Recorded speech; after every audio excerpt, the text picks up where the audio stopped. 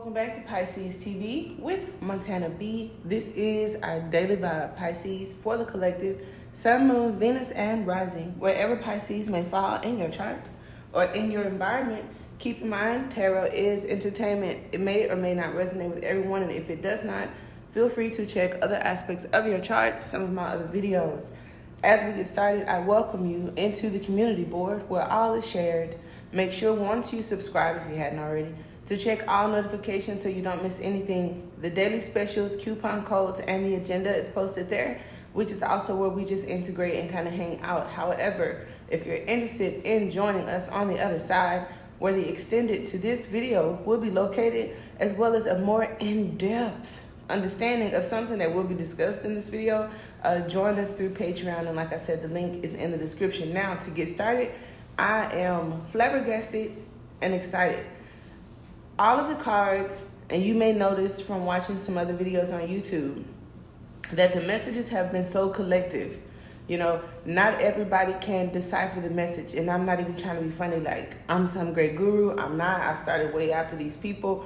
I'm only confirming that sometimes there are a collection of cards that come out that have not shit to do with each other, right? You have to use your intuition or just be strong enough and confident enough to do what you can. Because I know some people just said, hey, I'm going to take a break. And I was like, why? And then I thought about it. These messages are just so much. What I appreciate in this particular reading was the fact that you guys got like 3 wheels, 3 circles. I thought about the moon with the full moon and the crescent moons on the side. I thought about some sort of, you know, I don't want to say cult or what do they call it? I don't even know, shit, when the witches get together, the covens. But I thought about the mother maiden crone. I thought about the wise sage kind of energy. It's like the sage. These 2 cards kind of fought back and forth with who's gonna come first, the second. It was crazy, right? So the Wheel of Fortune, and then we have Maya, right? And I also thought about the Mayans. But this is the something about the action or the way something spins, right? I won't give it away, like spoiler alert, right? But you have Wheel of Great Time as your first card, and then you have How She Spins as your second card, and then you have what is going to be a great debate with me, this Solar Return card that is taking the form of what looks to be the Dark Sun. Okay, now I dug deep into the Dark Sun, and I said that a lot of Pisceans or people that stumble upon this video ain't ready for that conversation. I looked into the Dark Sun, and I would put my last dime up in a debate that a lot of what people say the Dark Sun means, especially going back toward the World War II and the Germans, is a lie. I saw with the Vikings and the Nordic, whatever. It is some miscommunications. Okay, because I have like a one-on-one kind of connection as a star seed to what we have been calling the pupil.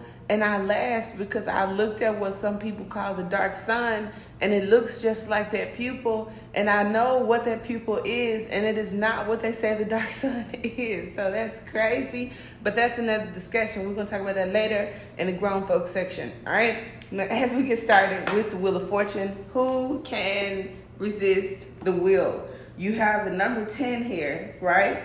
And this deck is the Wheel of Great Time. In traditional tarot, it's still the Wheel of Fortune. And that is how we are starting this reading, where it talks about voidness. The 0 in voidness, the 1 of unity. We did just get over, what is that, a void of cursed moon area, right? So that may have something to do with it. And then we also have, I think Saturn is still doing the return, and Aquarius could be significant to some of you guys, maybe not. Maybe the Mayans are planning a return.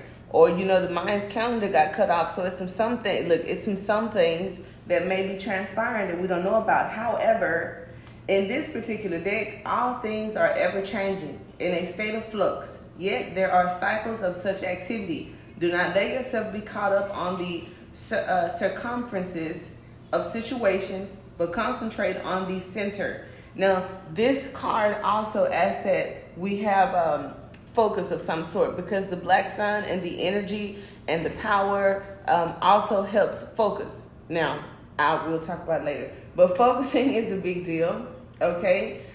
Transforming is a big deal, something transforming. And it also talks about cycles and circles, time structures, okay? So time may be speeding up because we're getting into spring, but mostly about karma, past karma, decisions, right actions, becoming the ruler of the present and the future. This card indicates success through the completion of a time cycle and unexpected change of luck for the better. You see that? Okay, it's kind of blurry. That's fine. It says again, success through the completion of a time cycle and unexpected change of luck for the better, depending on its location in the tree of life. So if you want your own tree of life reading done, cool. But for the collective, I still like it. Now, moving to the next card, I love 23s. Venus just did, her part in the grand earth trine with Capricorn. I do believe in, Virgo, sorry. And I think the moon is in Virgo right now. So this could be some significance for some of you since it came up in my brain, maybe not. But 23, which is a 5, but I find it to be more pleasant in the 23 energy. It signifies the combination of complementary opposites, okay? United with the threefold truth of all existence. So look at these 3 circles you got right here, right? According to the classification by elements, this is an air card. Okay, wouldn't have guessed that, but that's fine. Normally related to the suit of swords. So that's where I got the sage or the divine wisdom kind of energy, because she looks older and it referred to the sword suit. But here we talk about a high position in space, detachment from worldly things, her spinning the wheel, an older woman or fairy tale witch warns us not to be seduced by things and the forms that sometimes inhabits, catching us in the web of delusion. So we do have Pisces and Neptune doing some things. Be mindful of that, but we'll get more into that in the extended. Recognize that your youth, beauty, old age, ugliness, and death are but transient phenomena. The production of Mother Maya, the great illusion. See through the fabric of existence and try to understand the cause behind each worldly situation. So here we have this energy of the world card almost, with this change in luck for the better, holding of the sword. And then we have Mother Maya coming in here saying, but the challenging aspect is not being able to detach, and something about the dissolutions, okay? So this card indicates that maybe a need to withdraw, like I said, from the world, or something that is maybe blocking your focus, your vision, okay? I don't know, but we'll get into it. And now we have the solar return, which, like I said, is appearing to be the dark sun kind of energy. And when I went, I took the bait and going down the rabbit hole with the dark sun, and I was just sitting here like, that's a lie? Oh, and that's a lie, that's a lie, that's a lie. So, especially when it got to the Nazis, even though I have a swastika, I know the power and the origination of it. And of course, as an African-American female, I am not a German Nazi or whatever, but I refuse to let them bully society and tradition and history out of our artifacts, okay? So anyway, like I said, that's going to be a pretty good discussion if you're on Patreon with us. However, your outcome card, you have the solar return, the number 24, which talks about opposites again in balance. So here are opposites complementing each other. Here are opposites in balance, okay? Now we're talking about the microcosmic and macrocosmic relationships. I have these cute little cards here that we used to use. I got them off Etsy. They're so cute. And she has the macrocosm and microcosm and so many other super cool things. We may use those today. If you guys want to take some time to look into that, do that. We may put a discussion up on Patreon about the macro and microcosmic, whatever. But this too is air energy, which was interesting. Normally related to the suit of swords. So here you have Wheel of Fortune with the sword. And then 2 sword energy cards, a lot of air, okay? The image consists of a solar eclipse forming a black sun with a corona of light seemingly attracting and receding into the center. So I was like, corona, what the fuck? Is they trying to tell us something?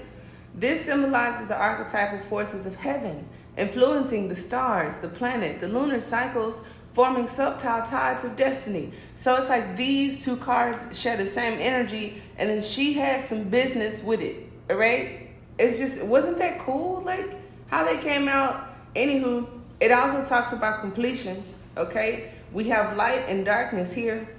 The abstract energy of great time.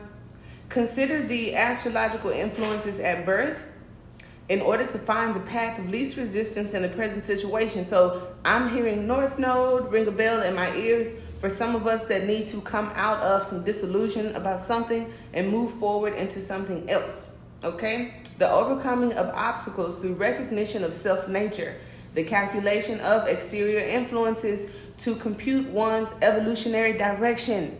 North Node. Okay, so that is what we got for your daily vibe, Pisces. I'll end that. The book states it's a positive card, very much the path of the warrior, a chance to make gains by confrontation, the burning of karma, a return to source, a way through to eternity. Okay, so it's like, damn, returning to source, the solar return. That makes sense. Until next time, namaste.